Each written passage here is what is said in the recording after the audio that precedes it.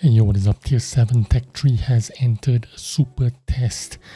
This is of course the Tier 7 medium wheeled tank, and as a Tech Tree tank, of course you're gonna get 3 guns. I can tell you right off the bat. The third gun is the best gun. The biggest gun is going to be the best gun just because it aims the quickest, it has the best accuracy, and it has the highest alpha damage. Looking at the 3D model, it looks pretty good, I'm not gonna lie. It is actually looking pretty sexy, and if I'm being honest with you, it does have a slight resemblance to the Sherp. Now I don't know if you guys are familiar with the Sherp, but it's kind of like a cute looking kind of like sport utility truck that can float in water with those huge big wheels, and because of those tall wheels, the FSV does look a little bit like the Sherp.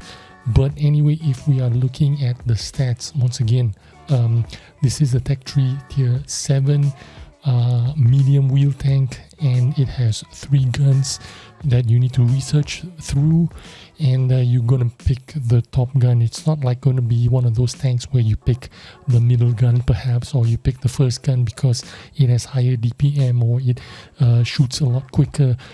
This one, you're definitely gonna pick the highest gun because even though it's the highest most powerful gun, it only has a 150 alpha damage gun.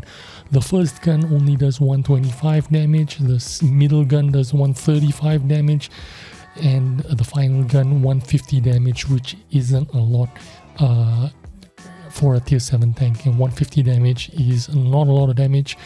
However, you do get a quick reload, 4.7 seconds reload time, with 1.8 seconds aim time, which is the best out of all the 3 guns. Also, the accuracy is 0.33, which is pretty accurate for a light tank. 0.33 accuracy means you can get this down to probably 0.30, 0.29 accuracy with all the food and whatnot equipment that you can mount on the gun. I think this is the best option. It has 1000 hit points with 700 horsepower. It is a 24-ton tank with 29.17 power to weight ratio, a very light and nimble tank. This tank will sprint around, it will jiggle, wiggle, it will be quick on its feet. The hull rotation speed, however, 31.29. Yes, there are other tanks that will have quicker rotation speed, but with this kind of power to weight ratio, 29.17, you are getting a very agile, very nimble, very high mobility gun. The only problem, once again, is that alpha damage, only 150 alpha damage. So this is a tank where you're gonna need to use your mobility to dodge shots, to evade shots, to get into safety. 150 damage is not too bad considering that you reload under 5 seconds. You could probably run, you probably no need to run a rammer, so that is one of the options with the tank.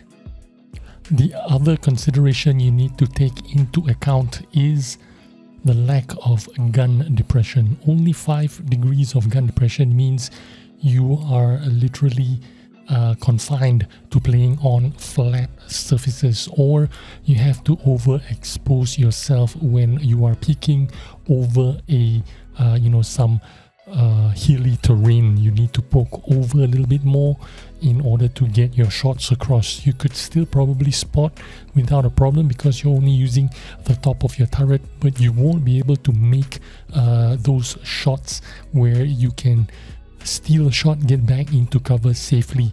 In a tank like this with only -5 degrees of gun depression, this means you need to poke over a lot more to get your shots through, and once you have exposed yourself, you will take a lot longer time to get away from impending danger.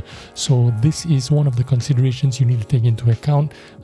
Only -5 degrees of gun depression. This means you are exposing yourself to a little bit more danger when it comes to terrain. You can only excel probably in flatter terrains and more open spaces.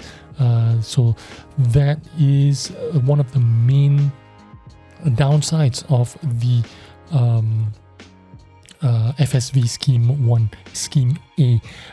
Just that gun depression is not that great. If you compare that toe-to-toe with a Tier 7 Comet, yeah, 140 damage on the Comet, you're doing 150. Life is not too bad.